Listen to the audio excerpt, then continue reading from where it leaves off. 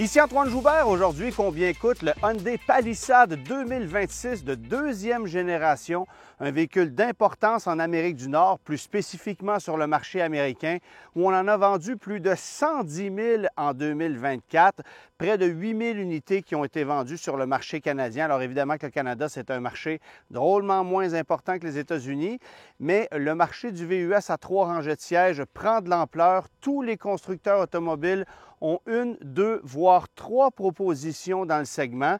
C'est le cas de Hyundai qui propose depuis peu son Santa Fe à 3 rangées de sièges, l'Ioniq 9 100% électrique et évidemment le Palisade de nouvelle génération qui arrive avec un moteur à 6 cylindres ainsi qu'avec une technologie hybride qui sera disponible d'ici la fin de l'année. Mais évidemment, le Palisade pour Hyundai, c'est un produit d'importance complètement redessiné. Côté design, c'est un véhicule qui se démarque également par son coefficient aérodynamique de 0,31, ce qui est excellent pour ce genre de produit-là. Évidemment, on a des volets actifs sur la calandre à l'avant, un pavillon qui est plus incliné vers l'arrière, un sous-bassement qui est protégé par plusieurs plaquettes, ce qui permet encore une fois d'améliorer l'aérodynamisme. On a insonorisé le véhicule énormément.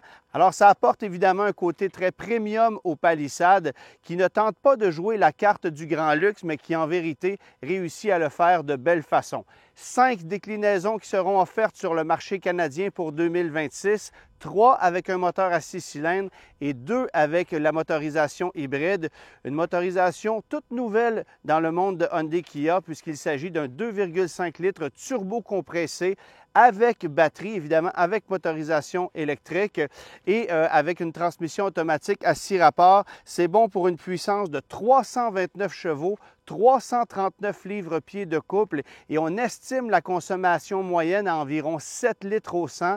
Mais évidemment, il faudra attendre encore quelques mois pour pouvoir en faire l'essai. Pour le moment, on ne conduit que la version à moteur à 6 cylindres. Et le modèle que vous voyez ici, c'est celui qui se situe au sommet de la gamme et qui sera forcément le plus populaire de tous, soit la version Ultimate Calligraphy avec rouage intégral. Un rouage intégral qui est offert de série sur le marché canadien, mais optionnel sur le marché américain.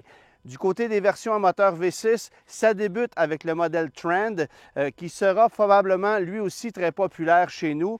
Une nouvelle version XRT Pro à saveur plus aventurière est lancée pour la gamme Palisade en 2026. C'est un véhicule qui se distingue sur le plan cosmétique par des couleurs qui lui sont spécifiques, jantes de 18 pouces, pneus hors route, la garde au sol qui est rehaussée d'1 pouce pour un total de 8,4 pouces, des angles d'attaque et de sortie respectivement de 20,5 et 22,4 degrés.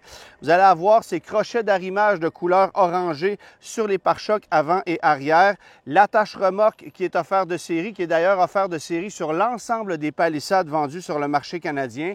Ça comprend également une boussole, un inclinomètre numérique et un différentiel arrière électronique à glissement limité, ce qui permettra au véhicule de mieux se débrouiller dans une situation où la surface serait inégale. Alors aujourd'hui, on se retrouve du côté de la Californie pour mettre à l'essai cette version Ultimate Calligraphy qui arrivera d'ici quelques semaines chez les concessionnaires, un véhicule très convoité et qui sera assemblé du côté d'Ulsan en Corée, donc qui ne sera pas problématique au niveau de la disponibilité, comme c'est par exemple le cas avec son plus gros rival qui est le Toyota Grand Highlander. La première perception lorsqu'on prend place à bord du Palisade Ultimate Calligraphy, c'est d'être à bord d'un produit de Genesis. La finition est tellement magnifique, l'attention aux détails est tellement rehaussée par rapport au modèle qu'on vient remplacer qu'on pourrait vendre ce véhicule-là chez Genesis sans réaliser que c'est un produit Hyundai. Alors évidemment, la perception d'un véhicule de très grand luxe ici est impressionnante et ça va faire en sorte que des gens vont se laisser séduire certainement. On dit d'ailleurs chez Hyundai que cette version-ci sera la plus vendue. C'était également le cas avec le modèle de précédente génération. Vous aurez quand même compris qu'on a forcé la note pour amener un maximum de versions Ultimate Calligraphy sur le marché en mettant peut-être un peu moins d'emphase sur les modèles d'entrée de gamme. Et évidemment, chez nous au Canada, on a beaucoup moins de versions qu'aux États-Unis où on vend aussi des versions à roues motrices avant, ce qui n'existe pas chez nous. Alors, on va mettre l'emphase sur les versions les plus luxueuses au Canada, surtout pour se distancer des ventes du Santa Fe, qui est un véhicule aussi à 3 rangées de sièges et qui, en termes de prix, peut chevaucher celui du Palisade, tout dépendant de la version. Alors, c'est la raison pour laquelle on va mettre l'emphase sur des modèles plus luxueux, notamment cette version Ultimate Calligraphy qui est livrée avec des roues de 21 pouces et avec un équipement intérieur nettement plus relevé que ce que vous allez retrouver dans la version Trend qui fait office de modèle de base. Une version qui est quand même assez bien équipée également, mais qui est peut-être un peu plus standard au niveau de la présentation et qui se compare avec ce que vous allez retrouver chez toutes les autres marques qui proposent un VUS intermédiaire à 3 rangées de sièges parce que c'est un segment où tout le monde est présent, il y a de la profitabilité, il y a de la demande et Hyundai tente de se distinguer. On le fait par le design, on le fait par une approche bien distincte entre les versions aussi. L'arrivée de cette version XRT Pro cette année le prouve notamment. On a voulu s'arrimer avec ce que propose la compétition, c'est-à-dire offrir une version destinée à la conduite hors route avec une suspension rehaussée d'1 pouce et avec un peu plus de capacité, même si dans les faits, la très grande majorité des acheteurs de Palisade n'iront jamais hors des sentiers battus avec leur véhicule. Mais parce qu'à peu près tout le monde propose une version équivalente à ça, Hyundai n'avait pas le choix de le faire. Alors on apporte une version qui est esthétiquement plus aventurière, plus costaude, avec ses fameux crochets d'arrimage couleur rouge, avec des couleurs qui lui sont exclusives, jantes de 18 pouces, pneus hors route, des plaques de soubassement supplémentaires et évidemment un habitacle qui est décoré en conséquence parce qu'on veut faire croire aux gens que le véhicule est capable de grimper l'Everest alors qu'il va servir à la même chose que les autres versions. Pour 2026, on conserve encore un moteur à 6 cylindres sous le capot du Palisade. Pas le même que la génération précédente. On passe d'un moteur de 3,8 litres à 3,5 litres. Un moteur qu'on connaît dans la grande famille Hyundai Kia, qui est notamment utilisé dans la fourgonnette Carnival de Kia. Alors, c'est un V6 qui fait 287 chevaux, puissance à peu près équivalente au moteur qu'on vient remplacer, consommation équivalente également, mais les émissions polluantes sont moindres et c'est la raison pour laquelle on a choisi d'aller vers cette motorisation-là qui est jumelée à une boîte automatique à 8 rapports et évidemment d'emblée sur le marché canadien au rouage intégral H-Track avec vecteur de couple. Un système qui est très efficace, qui sera offert à travers toute la gamme alors qu'aux États-Unis, l'ensemble des versions sont offertes d'emblée avec les roues motrices avant et il faut sélectionner l'option des 4 roues motrices pour pouvoir en bénéficier. Bon, évidemment, chez nous, un Palisade à roues motrices avant, ça ne serait pas très populaire. Alors, Hyundai a choisi, comme toute la compétition, d'offrir le rouage intégral de série. Le moteur V6, c'est une moyenne de consommation combinée annoncée à 11,1 litres au 100. C'est un 6 cylindres qui remorque jusqu'à 5000 livres et il faut savoir que l'attache remorque est livrée de série sur le Palisade, dissimulée sous le pare-choc arrière. Suffit d'enlever un petit panneau cosmétiquement très bien conçu pour avoir accès à l'attache remorque et vous allez avoir évidemment d'emblée un mode remorquage sur toutes les versions du Palisade. Le V6 de 3,5 litres, pour moi, c'est un très bel atout chez Hyundai. Pourquoi? Parce que peu de joueurs vont proposer une motorisation équivalente. Il y a plusieurs compétiteurs qui sont passés d'emblée à un 4 cylindres turbo compressé. Ça ne fait pas toujours le travail de façon adéquate, même si côté puissance, c'est souvent peut-être même un peu mieux. Sauf que l'agrément de conduite n'est pas le même, la souplesse mécanique n'est pas la même avec un 4 cylindres. Et ici, on bénéficie d'un V6 de 3,5 litres qui a une très belle souplesse qui se fait oublier et qui, honnêtement, n'est pas plus gourmand qu'un 4 cylindres de la compétition. Il faut aussi penser, bien sûr, au Kia Telluride, qui est sur le point de se renouveler également et qui va fort probablement utiliser la même motorisation que ce qu'on propose ici. Mais en attendant, Kia conserve le V6 de 3,8 litres d'ancienne génération qu'on avait jusqu'en 2025 sous le capot du Palisade. Hyundai n'a jamais été un constructeur qui m'a impressionné pour la dynamique de conduite de ses véhicules. Et le Palisade n'en faisait pas exception. C'est un véhicule un peu générique au niveau du comportement routier, ce qui s'est amélioré avec ce nouveau modèle qui a une suspension indépendante mieux développée avec un autocorrecteur de l'assiette au niveau des places arrière. Ça fonctionne de façon hydraulique. Alors, si vous ajoutez du poids à l'arrière, le véhicule va se stabiliser de lui-même.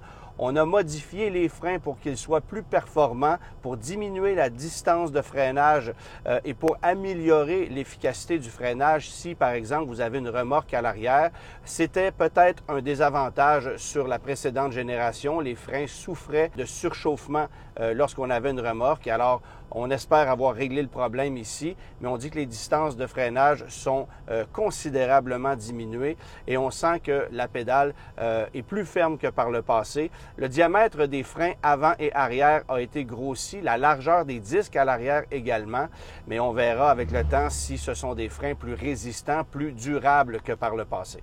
Un des éléments qui permet d'améliorer le comportement du Palisade, c'est aussi l'allongement de l'empattement par 70 mm. C'est quand même considérable. Le véhicule est 65 mm plus long. Il est plus haut également. Alors, c'est un véhicule plus volumineux. Mais évidemment, on gagne ici en confort aussi parce qu'on a sérieusement amélioré l'insonorisation du véhicule.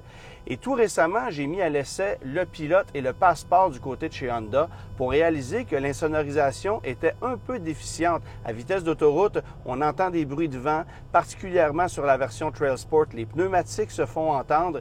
Bien, ici, je peux vous dire qu'on a vraiment amélioré la formule et on a l'impression d'un véhicule drôlement plus raffiné que ce que propose Honda avec son Pilote, qui est peut-être un petit peu plus générique aussi au niveau de la présentation intérieure, alors qu'ici, on a encore une fois vraiment l'impression d'un véhicule de grand luxe.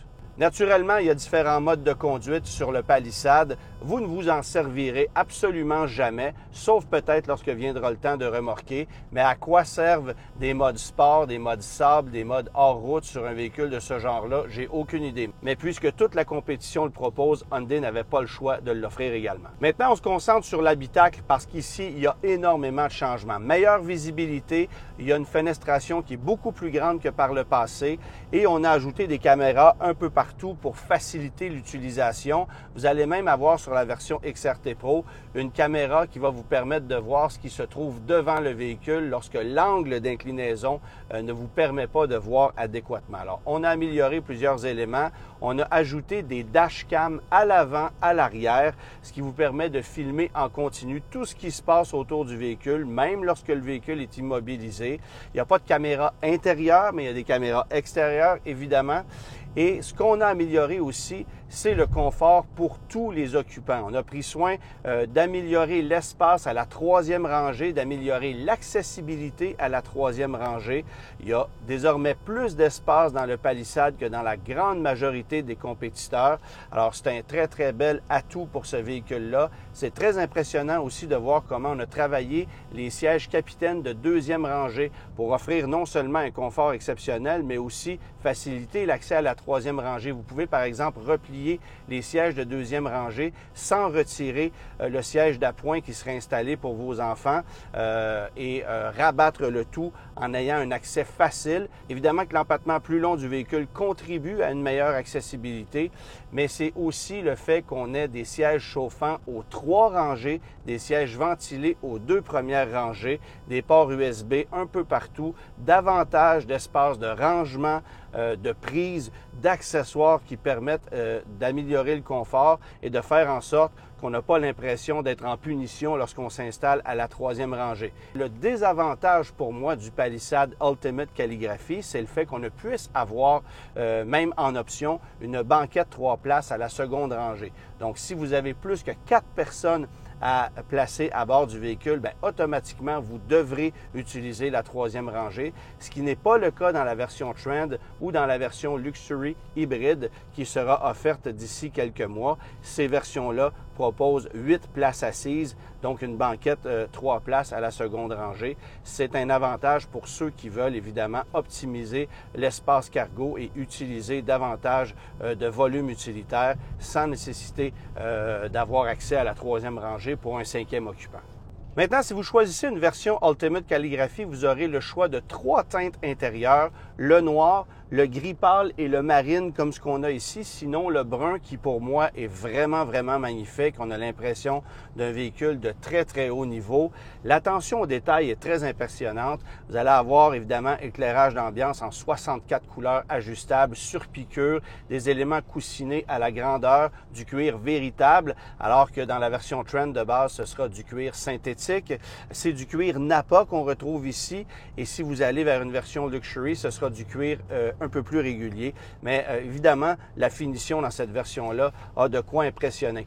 Et les deux écrans qu'on retrouve au niveau de la planche de bord, ce sont des écrans qu'on connaît dans la grande famille Hyundai Kia, 12,3 pouces x 2, mais incurvés pour avoir une meilleure ergonomie d'ensemble. On a aussi pris soin d'ajouter ou de revenir à des touches tactiles standards pour le système de chauffage-climatisation, et on positionne aussi une console flottante avec une très belle finition qui permet de ranger beaucoup d'éléments, de charger vos téléphones parce qu'on a un chargeur à induction de série qui est placé sur la console avec des prises USB-C multiples, une prise de 100 watts pour une recharge rapide si vous avez besoin d'alimenter un téléphone rapidement.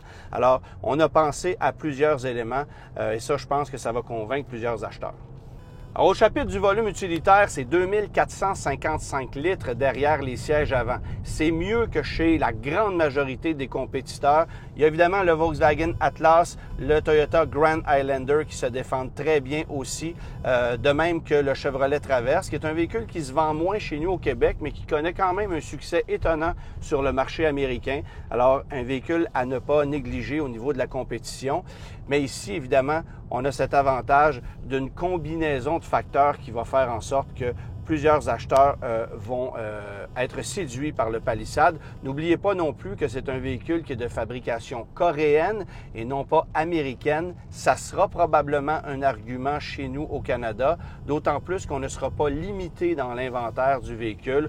On pourra l'obtenir rapidement, ce qui est bien sûr pas la même situation si vous vous intéressez à un Toyota Grand Highlander, particulièrement à une version hybride qui est extrêmement convoitée. Évidemment, parlant de l'hybride, ça arrivera d'ici quelques mois sur le marché. 2 déclinaisons du modèle hybride seront offertes. Alors, un modèle Ultimate Calligraphy, mais aussi une version Luxury qui se situera en termes d'équipement à mi-chemin entre la version Trend à essence et le modèle Ultimate Calligraphy. Encore une fois, on pense avec la version hybride que la grande majorité des acheteurs pencheront pour cette version qui est la plus luxueuse.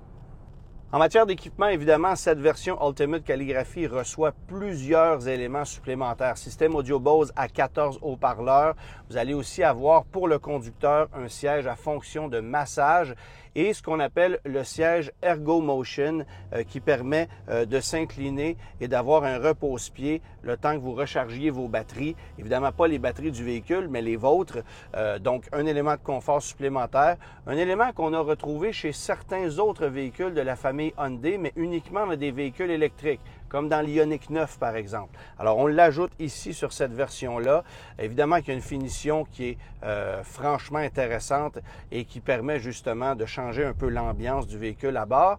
Et vous allez aussi remarquer qu'on n'a pas de toit ouvrant panoramique sur le Palisade. C'est un choix, probablement pour limiter les problèmes d'infiltration d'eau qu'on retrouve chez plusieurs véhicules de la compétition. Alors, toit ouvrant standard qu'on retrouve à l'avant, mais sur cette version Ultimate Calligraphy, vous allez avoir un toit de verre qui est fixe pour les places arrière. Ça apporte un peu plus de luminosité dans l'habitacle que si vous optez pour une autre version, que ce soit la version XRT Pro ou la version Trend, qui sont les deux autres versions à essence.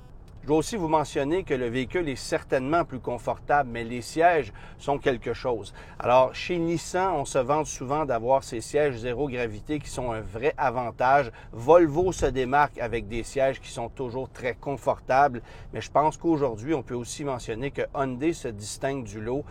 Ford a des sièges qui sont très confortables dans l'Explorer, mais en prenant place à bord de l'ensemble des VUS à 3 rangées de sièges qui sont offerts sur le marché, vous allez réaliser que certains d'entre eux sont plus ou moins confortables. On cherche la position de conduite et même si on a de multiples ajustements, ça ne veut pas nécessairement dire que les sièges ont été bien développés. Bien, ici, c'est le cas et pour les gens qui recherchent cet élément-là, bien, considérez-le parce que Hyundai a réussi cet élément-là haut la main. La compétition dans ce segment est extrêmement féroce. Chevrolet Traverse, GMC Acadia, le Dodge Durango, évidemment le Ford Explorer qui est un des plus vendus sur le marché nord-américain. Ensuite, Honda Pilot, Kia Telluride qui sera prochainement renouvelé et qui sera basé sur le véhicule qui est ici. Mazda CX-90, Nissan Pathfinder, les Toyota Highlander et Grand Highlander, le Volkswagen Atlas. N'oublions pas non plus le Subaru Ascent. Et parce que cette version est tellement luxueuse, on peut peut-être regarder du côté des marques de luxe. Par exemple, l'Acura MDX, l'Infiniti QX60. Ce sont des véhicules qui pourraient rivaliser avec le Palisade dans sa version Ultimate Calligraphy. Alors, il y a énormément de compétition. Comme vous avez pu le constater, de moins en moins d'options disponibles avec un moteur à 6 cylindres.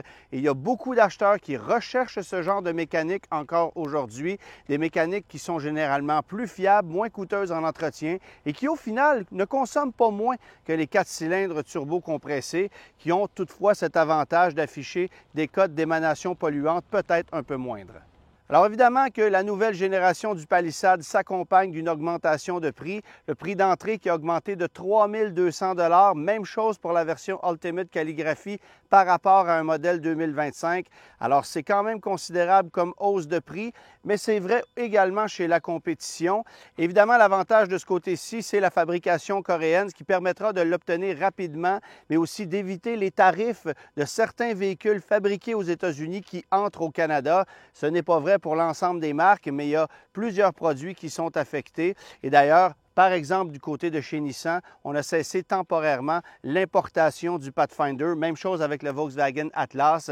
Le temps de s'ajuster et peut-être le temps de voir ce que Donald Trump décidera pour l'avenir quant aux échanges Canada-US qui ne sont vraiment pas favorables en ce moment. Mais toujours est-il que le Palisade arrive dès le mois d'août 2025 en concession, uniquement avec le moteur V6 à ce moment-là. Et pour la technologie hybride, il faudra attendre quelque part au mois de novembre avant que ce soit disponible chez les concessionnaires. Une technologie hybride qui, encore une fois, promet d'être très intéressante.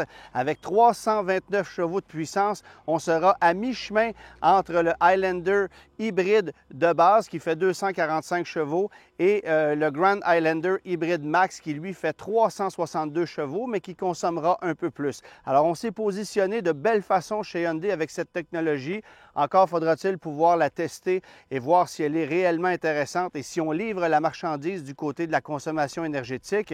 Mais je pense que c'est un pas de géant pour le constructeur qui devait arriver avec une technologie hybride et qui a promis de multiplier l'offre de technologie hybride à travers l'ensemble de sa gamme. Échelle de prix pour le Palisade 2026, en incluant les frais de transport, préparation et taxes de concessionnaire, 56 520 $ pour la version Trend. Ça vient avec des jantes de 20 pouces. La version XRT Pro avec jantes de 18 pouces à 60 620 $, 65 320 $ pour cette version Ultimate Calligraphy. Ensuite, vous allez dans les hybrides, 63 320 $ pour la version Luxury et 68 520 $ pour la version Ultimate Calligraphy hybride. C'est 3 200 $ de plus pour faire le saut vers la technologie hybride par rapport au moteur V6. Dans le cas qui nous concerne, 65 320 $ et ce sont des mensualités estimées puisque au moment d'enregistrer, on n'avait pas sorti les programmes de financement de location. Je me suis donc basé sur les taux de financement et de location en vigueur en tenant compte bien sûr des valeurs résiduelles pour un modèle 2025. Alors, voici ce que ça donne. Si vous optez pour une version Trend, vous allez payer 1 055 $ par mois, taxes incluses, sur un terme de 72 mois. Le taux est à 5,29 %. 1 132 $ pour une version XRT Pro et 1 220 $ pour cette version Ultimate Calligraphy. En location maintenant, 845 $ pour la version Trend sur un terme de 4 ans, 20 000 km par année. Le taux est à 6,79 % et ça, je vous rappelle que c'est le taux en vigueur pour un modèle 2025, donc pas très compétitif. Valeurs résiduelles qui sont quand même élevées cependant parce que sur le marché d'occasion, bien sûr, ce sont des véhicules qui sont convoités. Si vous passez à la version XRT Pro, 963 $ taxes incluses mensuellement et 1035 pour une version Ultimate Calligraphie. Évidemment, on verra comment on positionnera les versions hybrides. Pour le moment, je ne peux estimer les mensualités considérant qu'on ne connaît pas les valeurs résiduelles, bien qu'on en connaisse les prix. Alors, ça vous donne un portrait général de ce nouveau Palisade qui risque de connaître énormément de succès, qui, je pense, est drôlement mieux réussi, autant sur le plan technique que sur le plan esthétique, et qui risque d'aller chercher de sérieuses parts de marché, considérant aussi sa disponibilité immédiate et le fait qu'on ait toujours cet avantage d'une garantie de base de 5 ans ou 100 000 km.